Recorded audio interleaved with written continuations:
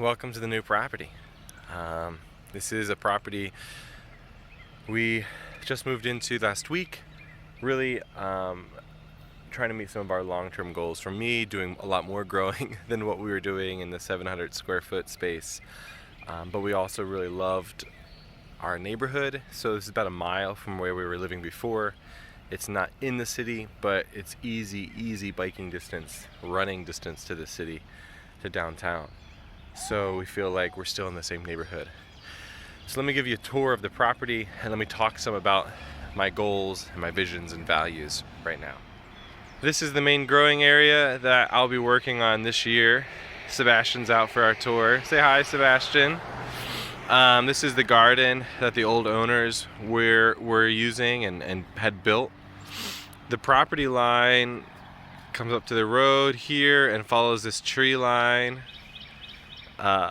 back into the woods. Kind of, there's this hill, this ridge, and then it cuts over and on the other side of the house, and it's past this evergreen tree here. There's another tree line I'll show you. So all in all, it's about a third of an acre of actual growing space. It's almost half an acre with the house and everything included. There's this nice creek that runs along past behind the house. And let me walk you through some more stuff. My main goal for this property is I want to be able to grow all of the food that we'll need in a year and the food that I can't grow to meet that yearly need, to be able to sell plants and other resources to meet that. So to fulfill 100% of our food needs through growing or selling plants. Oh, sorry, you want to open the gate too? You can help. Thank you for the help. This is the old garden. I started to do a little bit of work in it just because it is spring and I wanted to get some stuff in the ground. So I have some like salad and Good King Henry, and this is like a scatter sowing of kale and stuff in here. I have some peas along the back. This was a strawberry bed that was already established. It was just absolutely covered with ground ivy, but there was a few strawberry plants I managed to save, and I planted some asparagus in here too. I'll probably plant a few more strawberry plants as well. There's a few other things in the garden that the old owners left. This beautiful kale plant. What else did I see? There's some herbs scattered about. Here's some, like, looks like bok choy or something. Maybe Brussels sprouts. Oh, you put the straw in. Thank you, bud. So all in all, a really nice veggie garden space. I may expand it some, but this is honestly quite a bit of work for annual veggie gardens. There's enough space. Most of the work I want to be doing is in perennials. There's a little rabbit there to join us today. One of the things I've noticed already with this property, we've had a couple inches of rain in the last few days. So it's been wet, but I know that this is a wet area already. This area right here on the southern side of the garden just is really swampy and really wet. I'm really considering actually putting a small pond in right here, and then putting like another garden bed along the back strip here, maybe like a hugel mound bed, so the pond will kind of feed that bed. This is probably going to be a long video, but don't feel like you have to watch all of it. A lot of this video is for me more than anyone else. I want a good recording of what the property looked like before I started. There's this tree that they cut down, I think within the last year or two.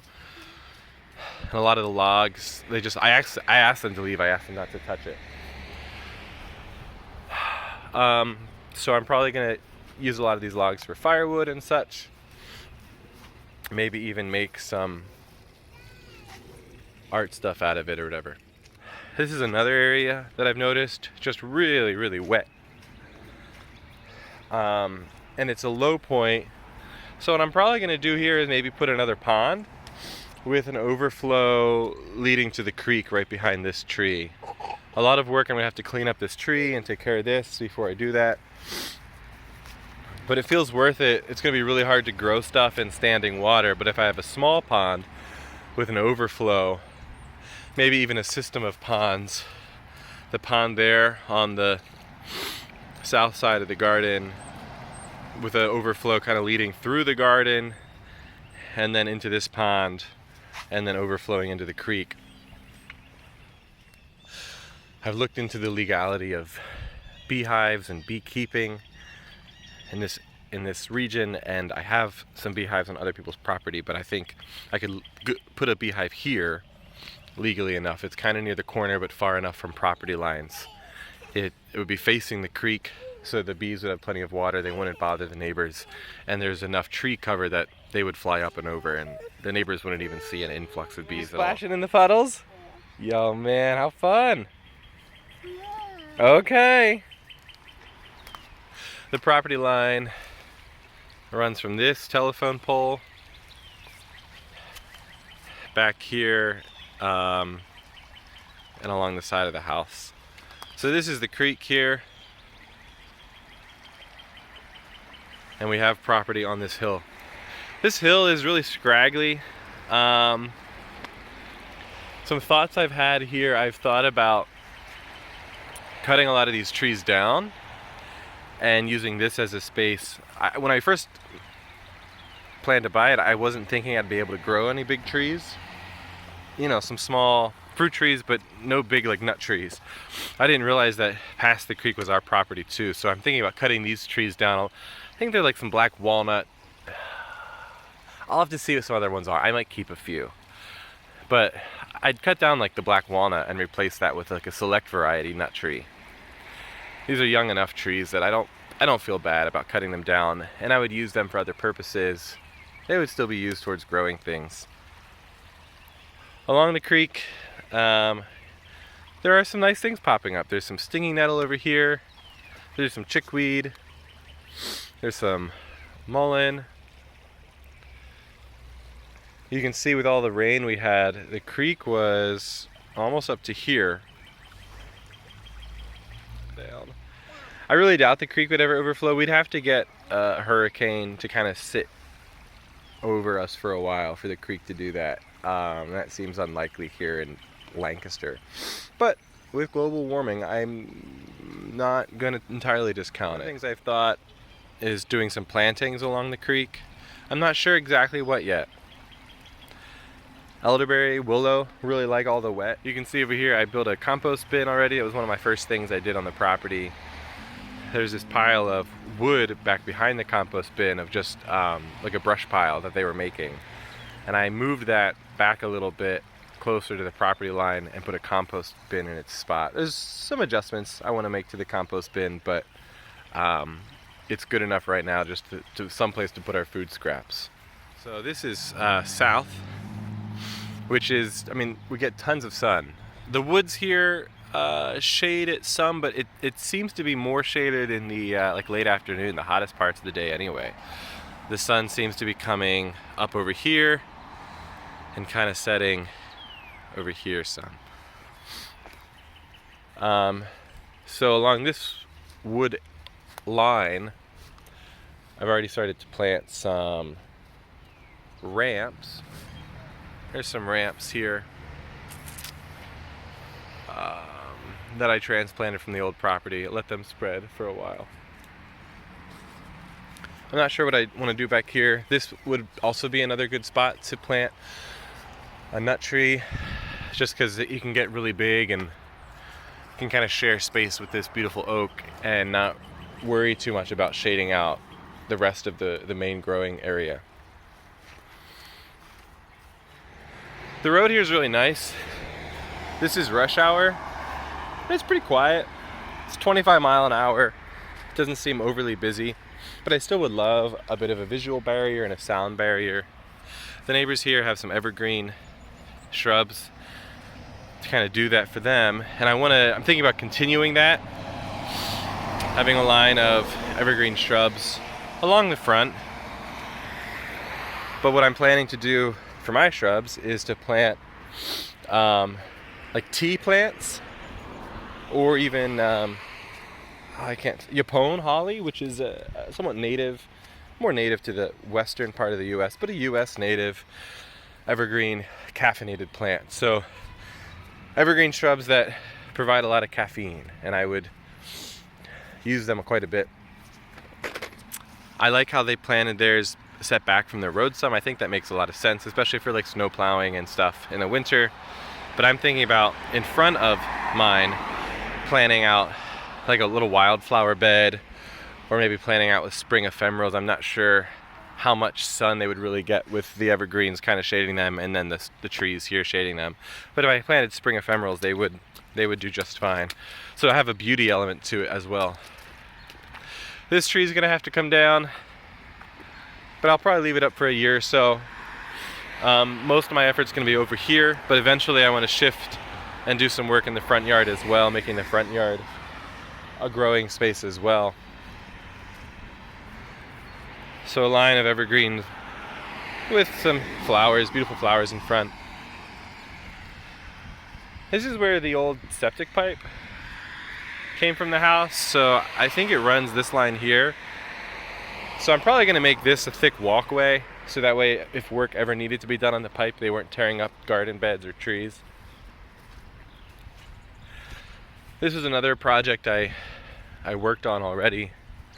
There's just a lot of standing water back here. You could tell even the grass wasn't growing. And the water really wanted to go this way, but the shrub pile was in the way, and that's where I kind of wanted to put the compost bin. So I dug a small trench, and I'll probably use all this soil as a growing a garden bed along here. This is pretty shaded. This maple tree is probably gonna go and make room for some other things. I need to clean some of this stuff up. A lot of this is fallen over and fallen down. So I'll clean this up. I'm probably gonna make this tree go and replace it. Thinking about putting some pawpaws back here. I think they would handle the shade nicely. And then some other shade loving stuff. This is, I guess, like an extra little extension to the parking lot. It's just a stone area. So I decided it was a great place to start growing air prune boxes. Well, putting air prune boxes to grow out trees. I'm gonna grow out a couple hundred chestnut trees this year. And then in this corner, there's a rose bush. I want to see how that goes. I'm not a big rose bush gardener, so I may end up digging it out and giving it away or selling it in the fall. We'll see what it looks like this year. But I was thinking in this section here, this will capture a lot of sun, and I want some nice beauty, so I'm going to plant out a bunch of Jerusalem artichokes. I think all of this concrete will stop it from spreading and encroaching on the rest of the property. And I'll also plant some other spreading stuff like some apple mint, and then some ground nuts. So a nice little guild already planned out. Maybe I'll even do another somewhat ground cover, but with sunchokes and ground nuts and mint, I think it'll be a nice guild.